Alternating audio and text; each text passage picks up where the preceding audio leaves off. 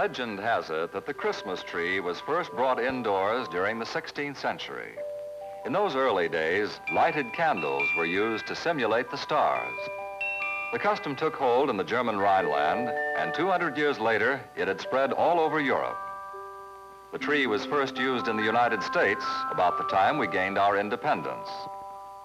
Popularity of the custom in this country spread rapidly, and with the development of electric lighting, the stars gleamed anew.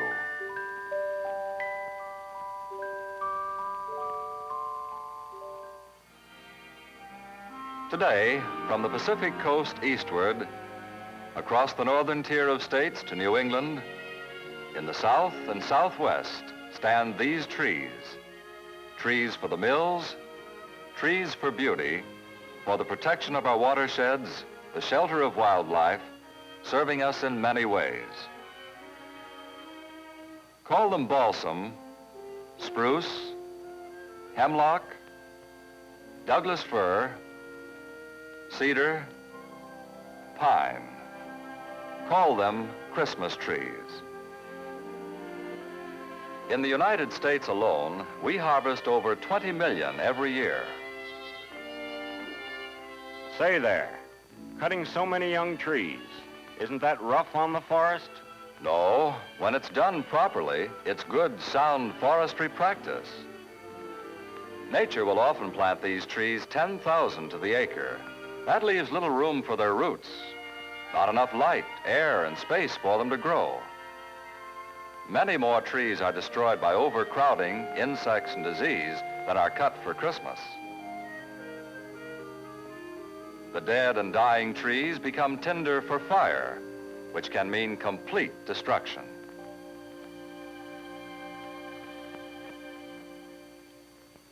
And of course, trees needed for scenic beauty, shade, and rest for the traveler should never be cut for Christmas. Many Christmas trees first start life in federal, state, and private operated nurseries. Trees from private and state nurseries are sold to farmers and other landowners who plant them on idle acres not suited for pasture or growing other farm crops.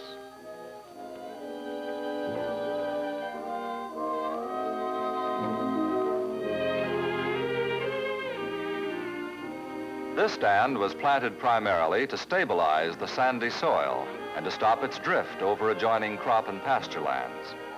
With the advice of the local forester or county agricultural agent, farmers planted seedlings at the rate of about 1,000 to the acre. The trees did their job. In addition, the first Christmas tree harvest, 14 years after planting, brought the farmers a return of $50,000. And in the following years, more than double this amount. And trees remain to provide the soil stabilization and shelter that the farmers were after in the first place. On many of the 152 publicly owned national forests, Christmas trees, as well as big timber, are grown under long-term management plans. The sale of these trees and other national forest products means local jobs because the cutting and marketing is done by private operators. 25% of the money the government receives is returned to the county where the trees grew.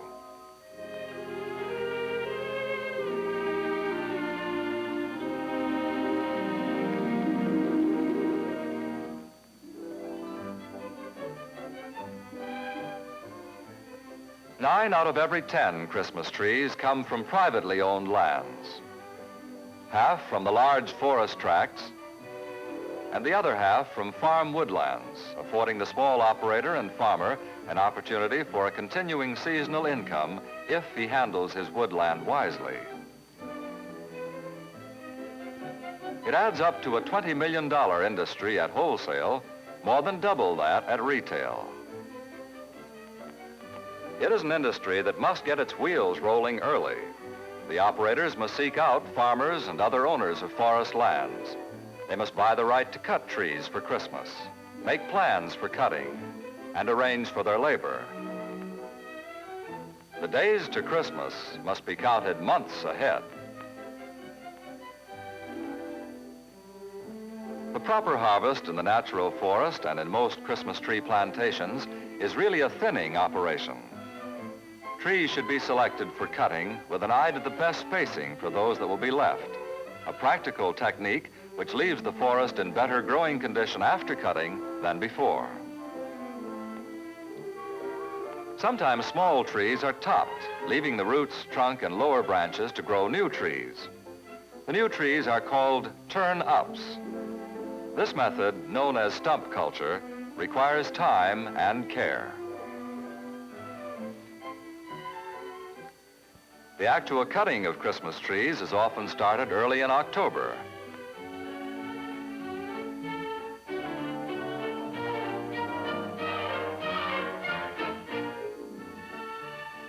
The operators can't afford to let the snows lock their trees in the forest. Besides, some of the trees must travel far to reach the market. Fresh from the forest, the trees are taken to concentration yards. Here they are sorted, graded, and bundled for compact and safe handling.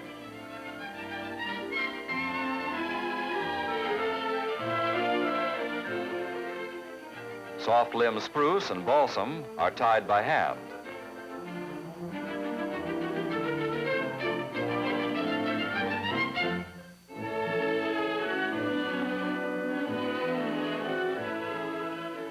The stiffer limbed pines require special devices to hold them for tying into tight bundles.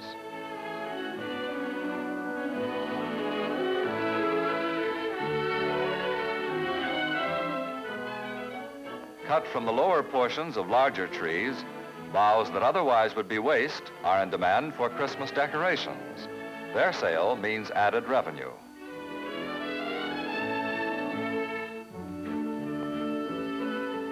When the trees have been cut with an axe, they are butt trimmed for better appearance and ease of handling.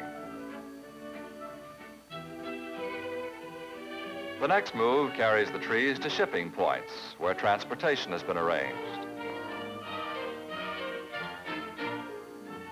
A last-minute check on the market situation may show a glut of trees moving to one point, so shipments are often rerouted.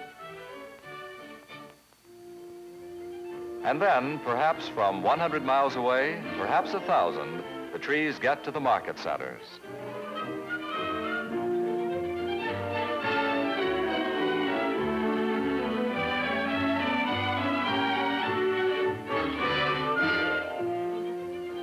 And now, just one step from the scene of their final glory.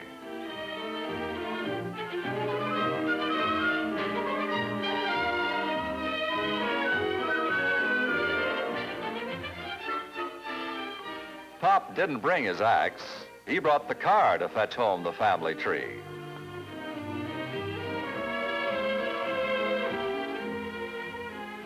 So home she goes.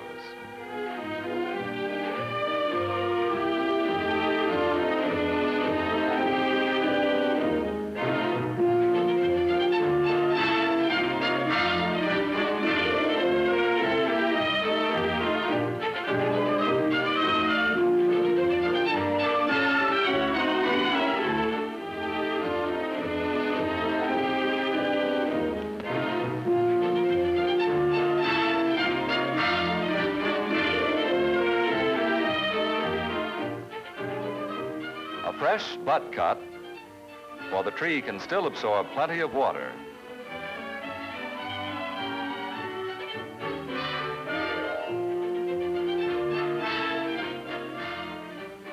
With the sprinkling on the boughs and stored in a cool, shady place, the tree stays fresh and aromatic. These measures also go a long way toward reducing fire hazard.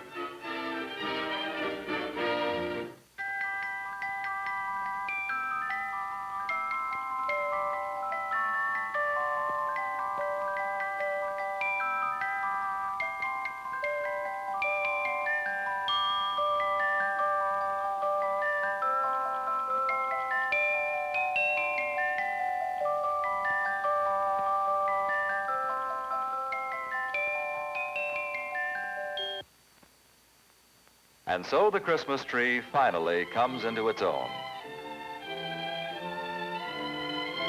What more wonderful destiny for a tree than this?